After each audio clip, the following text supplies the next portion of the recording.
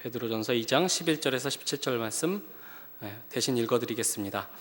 사랑하는 자들아, 거류민과 나그네 같은 너희를 권하노니 영혼을 거슬러 싸우는 육체의 정욕을 제어하라. 너희가 이방인 중에서 행실을 선하게 가져 너희를 악행한다고 비방하는 자들로 하여금 너희 선한 일을 보고 오시는 날에 하나님께 영광을 돌리게 하려 함이라. 인간의 모든 제도를 주를 위하여 순종하되 혹은 위에 있는 왕이나 혹은 그가 악행하는 자를 징벌하고 선행하는 자를 포상하기 위하여 보낸 총독에게 하라. 곧 선행으로 어리석은 사람들의 무식한 말을 막으시는 것이라. 너희는 자유가 있으나 그 자유로 악을 가리는 데 쓰지 말고 오직 하나님의 종과 같이 하라.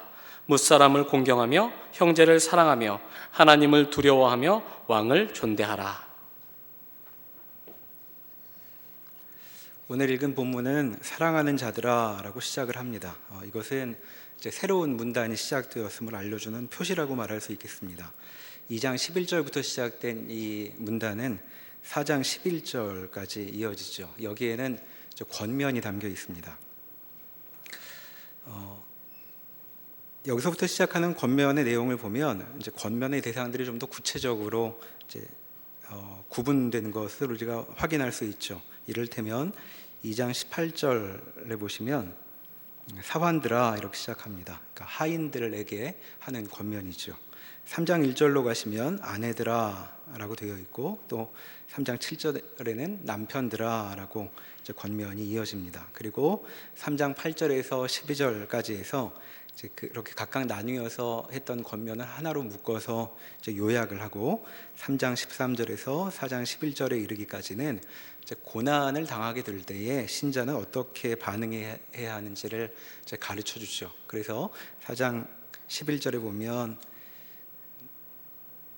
아멘이라고 이게 단락이 마무리됩니다. 그리고 12절로 넘어가면 사랑하는 자들아 라고 해서 이제 또 다른 문단이 시작한다고 우리가 구조를 확인해 볼 수 있죠. 이처럼 그 권면 단락의 이제 첫 부분이 오늘 본문이 되는 것입니다.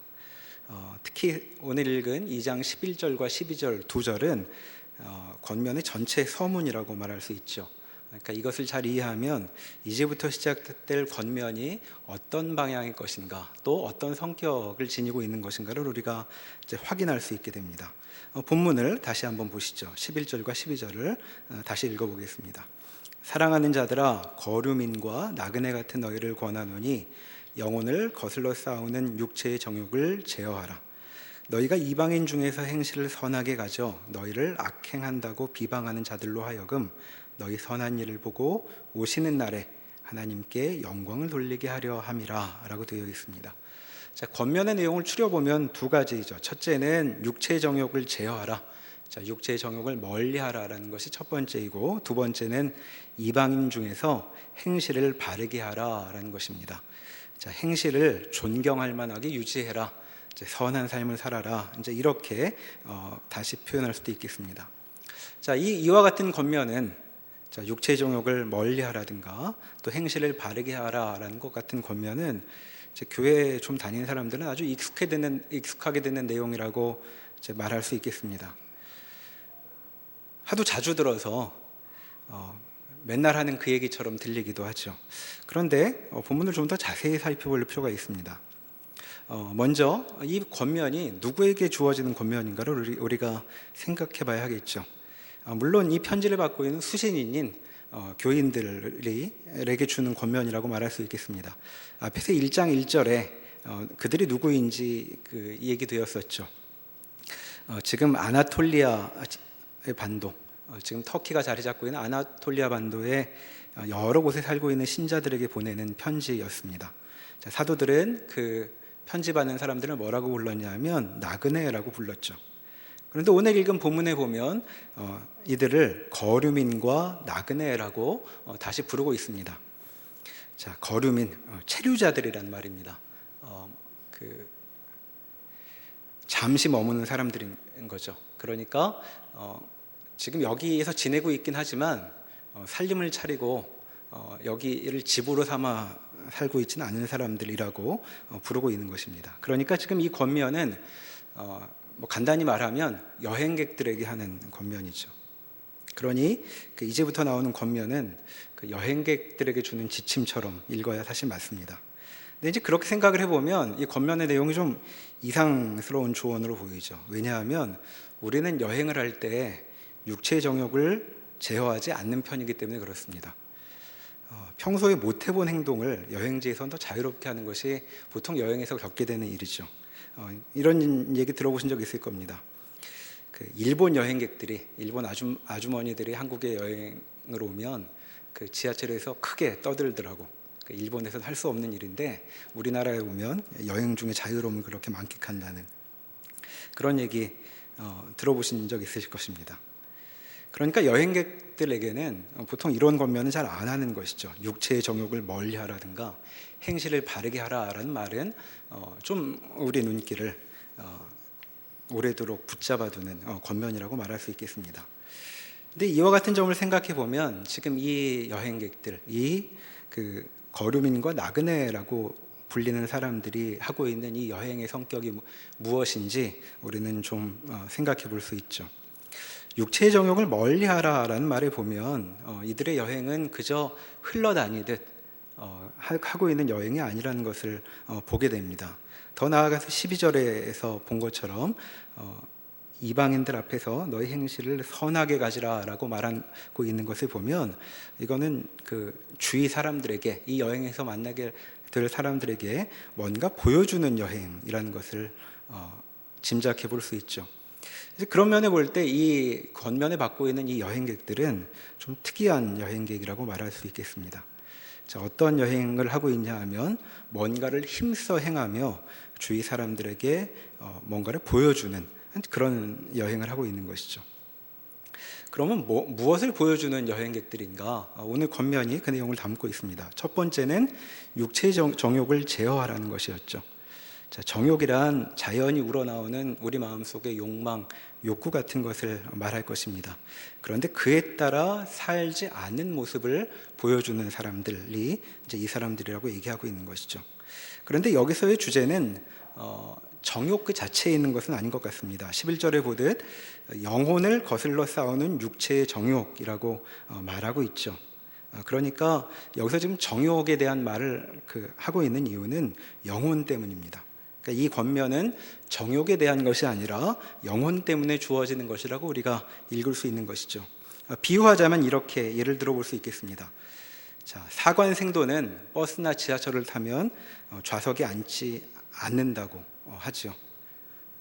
아무리 빈자리가 많아도 앉지 않고 서서 간다고 들었습니다. 그러니까 이 지침은 이 사람, 사관생도란 자리나 찾아다니는 사람이 아니다라는 것을 보여주기 위한 지침인 것이죠. 그러니까 빈자리가 눈앞에 아무리 많이 보여도, 아무리 피곤해도 나는 그런 자리에 영향받는 그런 종류의 사람이 아니다. 그걸 보여주는 것이 이 사관생도에게 주어진 지침인 것입니다. 그런데 이 얘기를 듣고 사관생도는 자리를 안 좋아하는구나 이렇게 읽는다면 이 말이 어떤 의미가 있는 것인지 너무 아쉽게 이해하는 것이겠죠. 아니, 왜 이런 지침이 있는지를 오해하는 것이라고 말할 수 있겠습니다. 그러니까 이 권면, 육체의 정욕을 제어하라라는 말도 우리가 잘 이해해 볼 필요가 있는 것이죠. 지금 신자 속에는 영혼을 위한 어떤 싸움, 쟁투가 있다고 말하고 있는 것입니다. 영혼을 지키는 싸움이 있는데 이 싸움을 행해라 라고 말하고 있는 것이죠. 그리고 이 일은 12절 이하에서 나와 있는 것처럼 이방인 중에서 일어나는 것이라고 말하고 있습니다. 그러니까 이 체류자라고 불리는 이 신자에게 세상에 이러한 것을 보이라 라고 권면하고 있는 것이죠. 자, 무엇일까요? 우리는 영혼을 위해 살아가는 사람들이다. 정욕보다 더 중요한 것이 있다라는 점을 이 세상 가운데 보이라는 것입니다. 그러니까 이 여행객이 지나갈 때 사람들은 인생이 대체 무엇을 위한 씨름인지, 무엇을 위해 살아가는 것인지를 다시 생각해 보게 하는 그런 기회를 부여하게 된다는 것이죠. 두 번째 권면은 이방인 중에서 행실을 선하게 가지라라는 것이었습니다. 표현을 조금 바꿔보자면 이방인들 가운데에서 너희 행동이 고결하도록 그 상태를 유지하라라는 말입니다. 자, 그렇게 하면 사람들이 그걸 보고 하나님께 영광을 돌리게 될 것이다 라고 12절은 이어서 말하고 있죠. 그러니까 지금 이 여행객들, 신자들의 행동을 보고 세상이 이게 대체 뭔가 라고 느끼게 하라는 것입니다. 그런데 우리는 신자이면서도 세상을 살 때 이런 느낌을 받죠. 느낌을 주기보다는 오히려 느낌을 받습니다. 이게 뭔가 인생이 무섭구나. 어떻게 해야 이 무서운 일을 지나가고 좀 안전하게 처하게 될까? 이제 이런 느낌을 받습니다. 그러니까 우리는 여행객으로 이 세상을 지나가고 있는데 세상을 보면서 오히려 무서워하고 있는 것이죠. 그런데 성경은 우리에게 뭐라고 말하냐 하면 세상이 우리를 보고 그런 경험을 할 것이다. 두려움이 엄습하는 경험을 하게 될 것이다 라고 말하고 있는 것입니다. 그러니까 이게 뭔가 너무 무섭구나 라는 것은 우리의 대사가 아니라 세상의 대사라고 지금 가르쳐주고 있는 것이죠.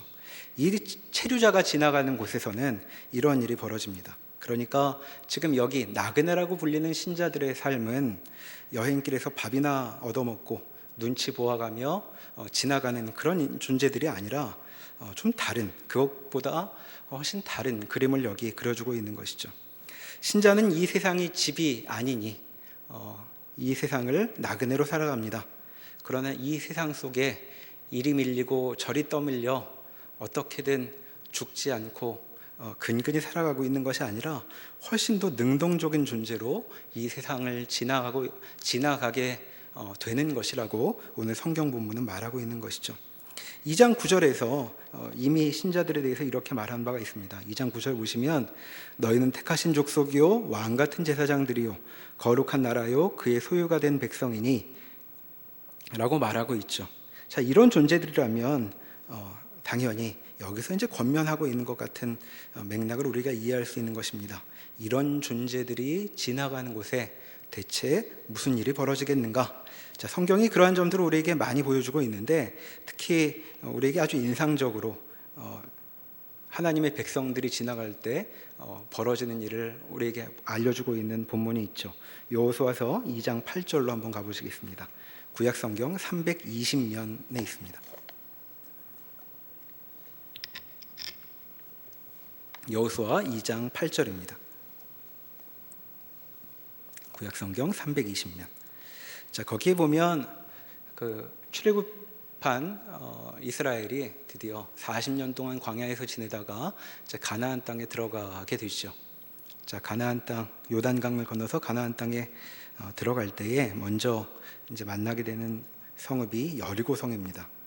자, 여리고성을 앞에 두고 그 2장 1절에 보면 그 모세의 후계자인 여호수아가 그 정탐꾼을 보내죠. 그래서 정탐꾼들이 여리고를 정탐을 하고 있는데 이제 들킬 위협에 빠지게 됩니다. 그런데 그때 그들을 숨겨준 사람이 라합이죠.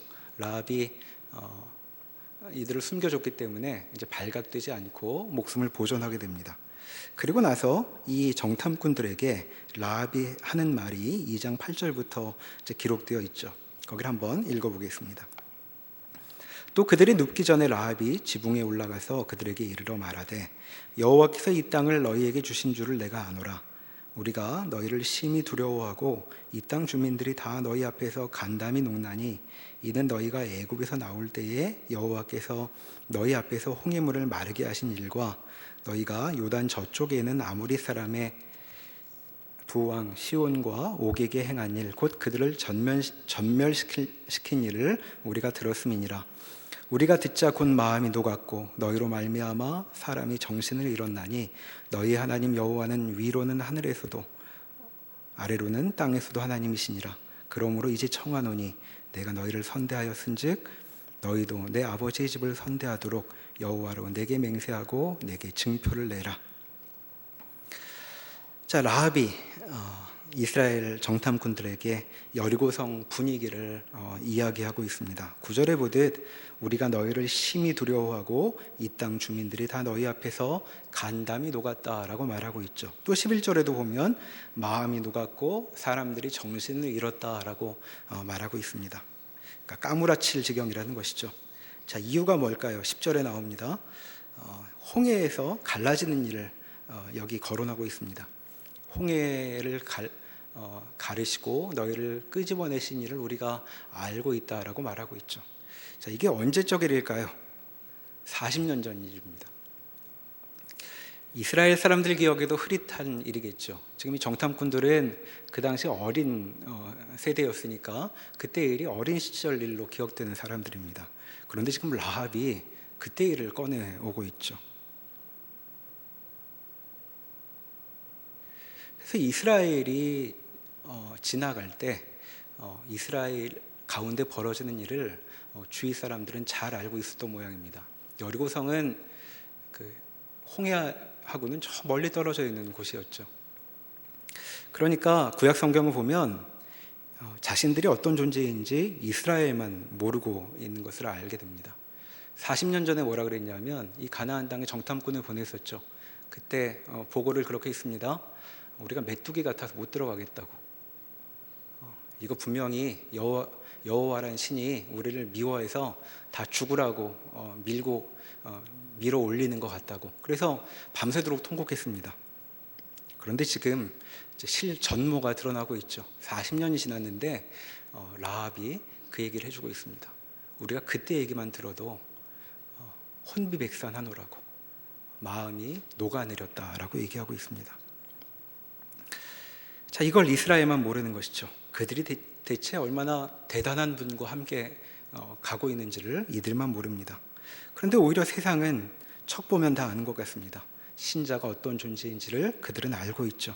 그러니 지금 이 권면, 베드로전서에서 하고 있는 이 권면은 행실을 바르게 해라, 밥 먹을 때 소리 내지 마라, 사람을 만나면 인사 잘해라 같은 그런 잔소리가 아닙니다.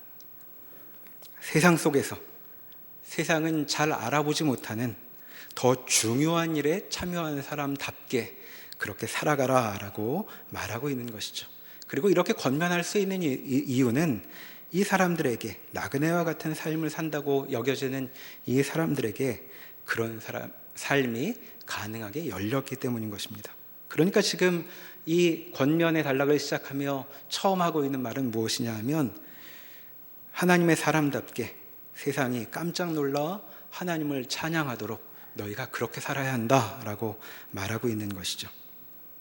자, 이것이 권면의 첫 번째 부분이었습니다. 그리고 13절부터 좀 더 구체적으로 이야기가 권면의 내용이 전개된다고 말할 수 있겠습니다. 13절에서 16절은 특히 시민들에게 주어지는 권면이라고 말할 수 있죠. 제국의 시민, 제국의 백성들에게 주는 권면입니다. 자, 13절부터, 베드로전서 2장 13절부터를 다시 한번 읽어보겠습니다.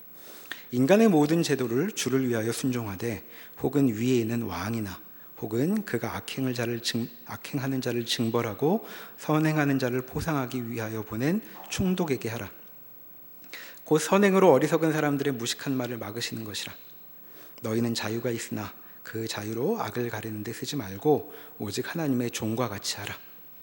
자, 여기서도 그 권면의 내용을 요약하면 두 가지입니다. 첫째는 인간의 모든 제도에 순종하라라는 것이고, 두 번째는 자유인으로 살아가라라는 것입니다.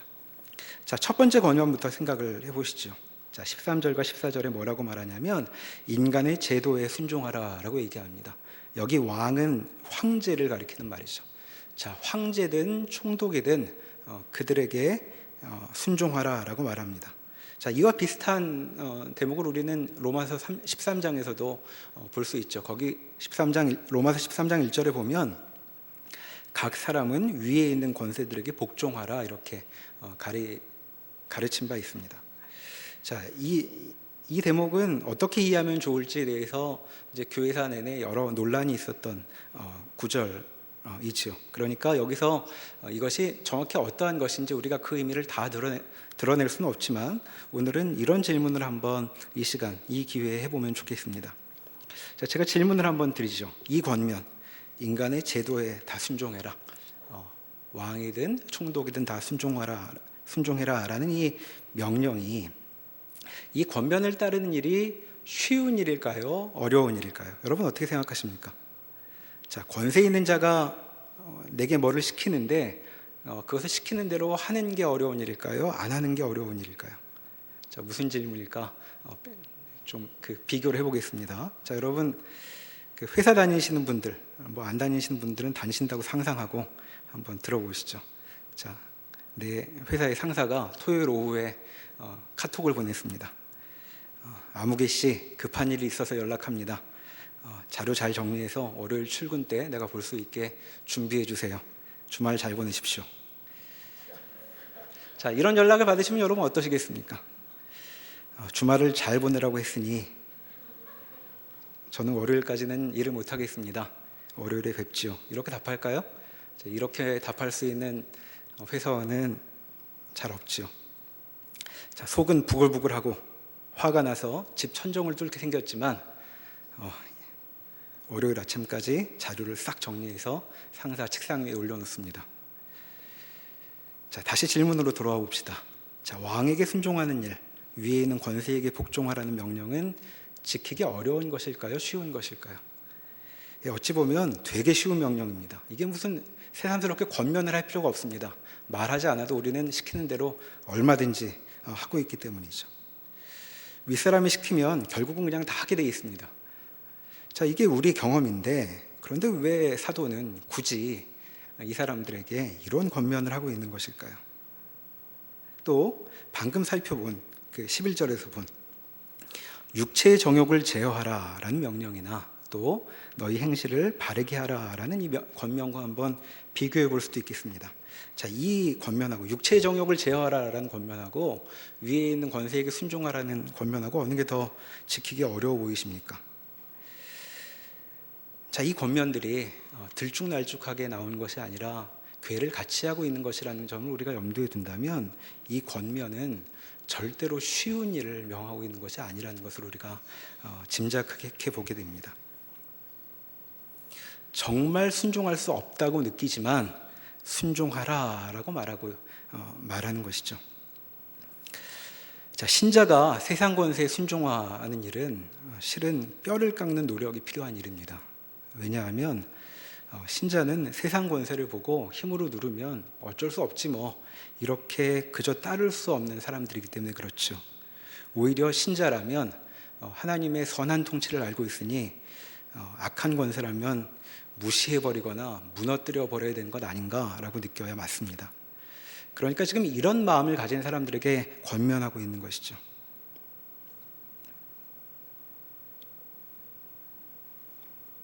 인간의 모든 제도를 순종하라라고 말하고 있습니다.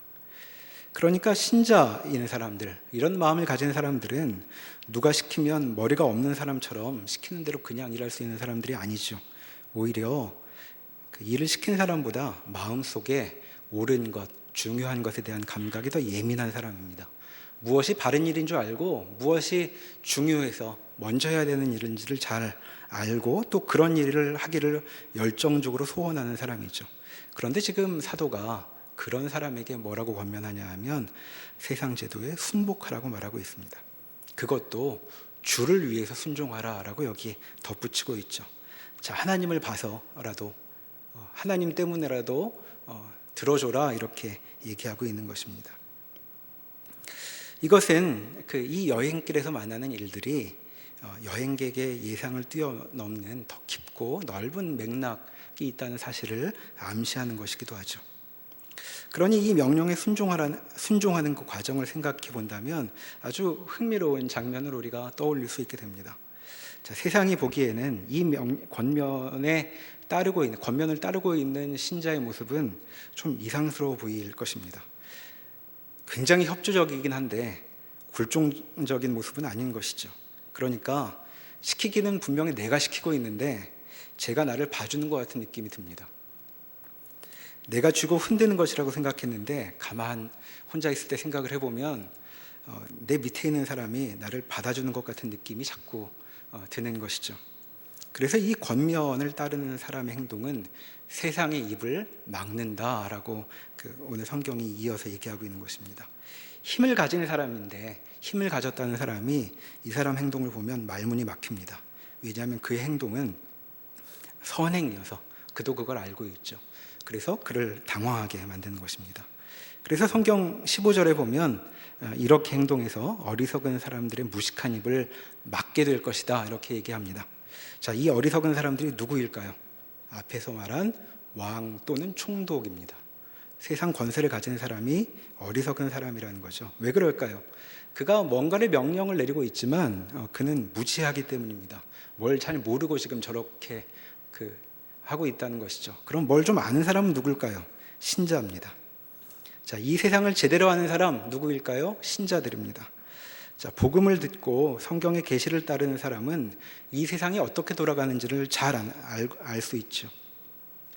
그러니까 신자가 모르는 것, 신자라고 다 아는 건 아니죠. 모르는 것이 많이 있지만 잘 분별할 필요가 있습니다. 신자가 모르는 것은 세상이 만들어낸 잔꾀들이지 지혜, 세상이 돌아가는, 세상이 운행되는 이치 같은 것이 아닙니다. 자, 성경의 진리를 담고 있다면, 그리고 신자는 성경을 마음에 품고 살고 있다면 세상이 어떻게 흘러가는지에 대한 지혜는 당연히 신자가 더 분명히 알 수 있는 것이죠. 그러니까 여러분, 지혜를 버리고 세상의 꾀를 쫓느라 너무 쫓아다니지는 않으면 좋겠습니다. 자, 살면서 배울 게 우리에게 많이 있죠. 많이 배워야 합니다.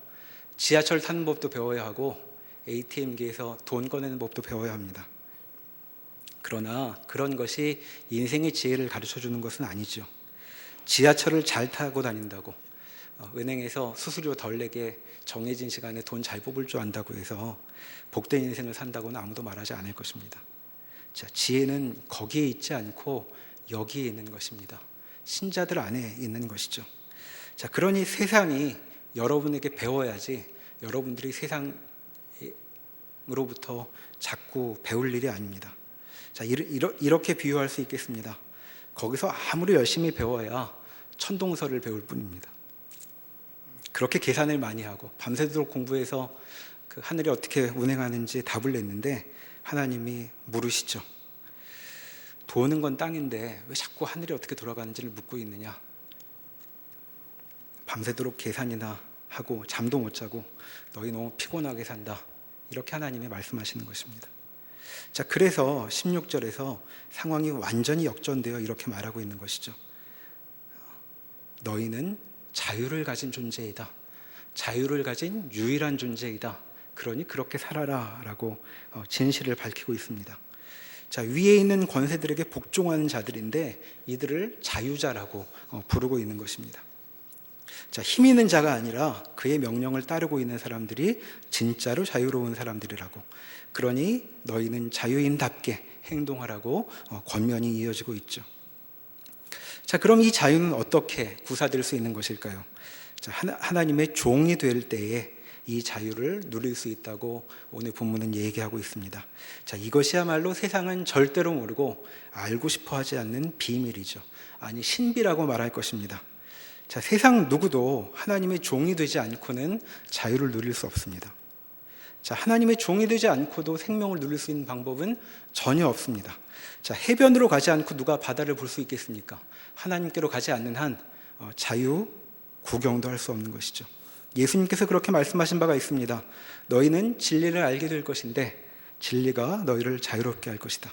자, 이런 자유, 신자만이 보일 수 있는 것이기 때문에 오늘 본문에서 너희에게 자유가 있다, 그리고 그 자유를 하나님의 종과 같이 사용하라 라고 권면하고 있는 것입니다. 자, 신자는 자유가 무엇인지, 자유로운 삶이 무엇인지 세상에 보여주는 사람들입니다. 그런데 세상은 자꾸 하나님 말고 다른 것의 종이 되어야 그 정도라도 살 수 있다고 우리에게 말하죠. 왜 자꾸 그렇게 말할까요? 자, 세상은 아는 게 그것뿐이어서 자꾸 그렇게 말하는 것입니다. 우리는 먼저 물어야 하죠. 세상을 향해 물어야 합니다. 정말 그래? 라고 세상에게 물어볼 수 있어야 하죠. 그럼 세상이 우리 질문에 답해야 됩니다. 자, 우리가 물을 때 정말 그러면 자유를 누릴 수 있어? 라고 물을 때 세상이 우리에게 답을 해야 하는데 세상은 그 답변을 갖고 있지 않죠. 오히려 그 질문에 답을 할 수 있는 유일한 사람들은 이 여행객들입니다. 신자들이야말로 비로소 인간에게 열린 길이 무엇인가를 보여줄 수 있는 사람들이죠. 자유로운 삶이 무엇인가 보여줄 수 있는 사람들, 이들이 신자들입니다. 자, 이 더운 여름날 습기가 축축히 묻어나지 않는 시원한 바람 같은 상쾌한 삶이 무엇인가 보여줄 유일한 사람들로 하나님께서 우리를 불러내고 계신 것이죠. 그러니까 어디 말뚝에 묶여서 버둥거리며 진 빼지 말고 나그네처럼 살아라, 신자들에게 이렇게 말하고 있는 것입니다. 자, 세상은 이런 메시지가 필요합니다. 왜냐하면 세상에는 구원이 필요하기 때문이죠. 구원이 어디 있는가? 신자들 너희가 보여야 한다 라고 말하고 있는 것입니다. 그런데도 우리는 아직도 어리석어서 그것도 모르고 벌벌 떨며 삽니다. 앞에서 본 라합이 한 말을 생각해 보시죠. 나중에 라합은 이스라엘 진속으로 들어옵니다. 옛날 얘기를 들었겠죠. 이들이 어떻게 지냈나. 그리고 정말 놀라지 않았을까요? 사실을 알고 보니 여리고성에 있던 사람보다 이스라엘이 더 벌벌 떨고 있었다는 걸 알게 됐겠죠. 마음이 녹아내린 가나안 사람들이 무서워서 거기 못 들어가겠다고 밤에 잠도 안 자고 통곡하던 사람들이었다는 것을 알고 얼마나 놀랐을까요? 자, 세상도 우리 얘기를 듣고 놀랄지도 모릅니다. 너희에게는 구원이 있다고 생각했는데 왜 저리 내 명령에 명령 내리는 내가 주눅이 드는지 몰랐는데 왜 이렇게 힘이 없게 살았느냐라고 우리에게 말할지도 모르겠습니다. 세상은 우리에게 묻고 있죠. 우리를 이렇게 만들어 놓고 이렇게 당황하게 만들어 놓고 너희가 그렇게 벌벌 떨며 살고 있었단 말이냐. 자, 그렇게 살지 말라고 오늘 권면이 우리에게 주어지고 있는 것입니다. 17절에 이 권면이 이렇게 귀결되고 있습니다. 무사람을 공경하며 형제를 사랑하며 하나님을 두려워하며 왕을 존대하라. 자, 두려워할 이는 하나님뿐이죠. 그리고 사랑할 대상은 형제들입니다.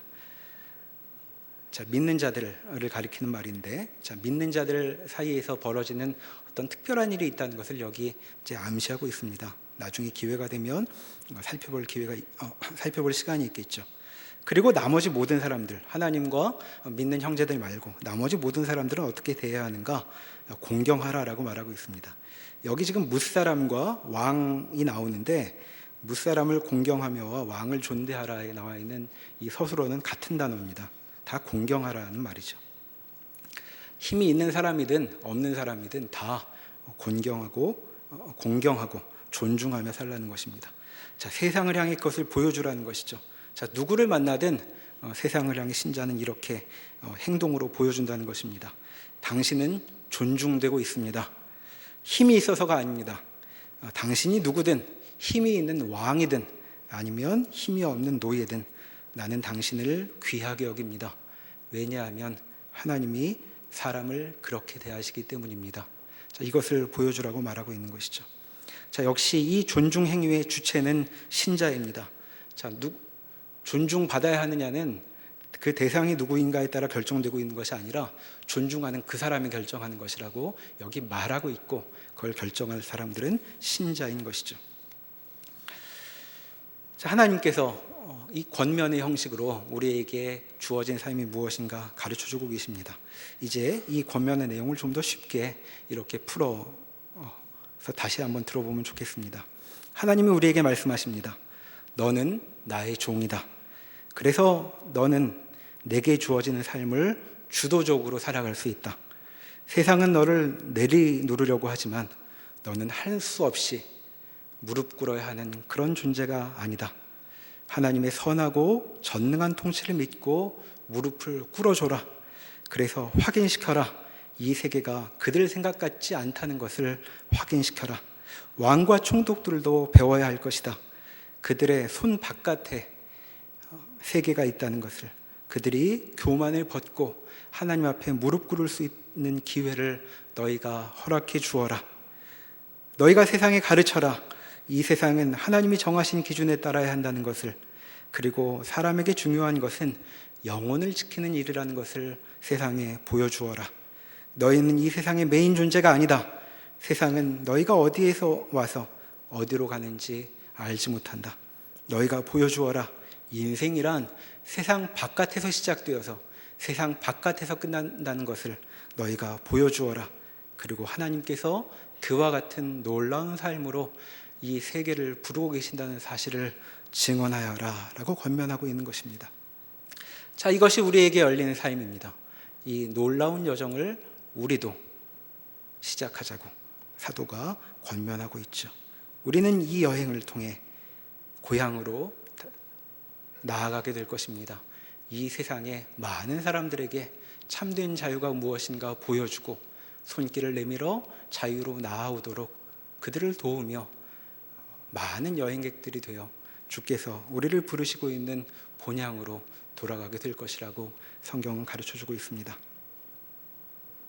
그런 존재답게 이 세상을 좀 더 용기를 내서 당당하게 살아가는 우리 모두가 되면 좋겠습니다. 기도하시겠습니다. 하나님께서 우리를 놀라운 자리로 인도하셨습니다. 택하신 족속이요 왕같은 제사장이요 거룩한 나라요 그의 소유가 된 백성으로 부르셨습니다. 그런 사람들답게 이 세상을 살아가게 하여 주십시오. 우리의 행실을 통하여 이 세상에 구원의 소식이 선포되게 하여 주시고 다른 삶이 가능하다는 것, 자유로운 삶이 우리 가운데에도 가능하다는 것, 세상에 증언할 수 있는 그런 복된 인생을 살 수 있도록 주여 저희의 발걸음 인도하여 주시옵소서. 예수님의 이름으로 기도합니다. 아멘.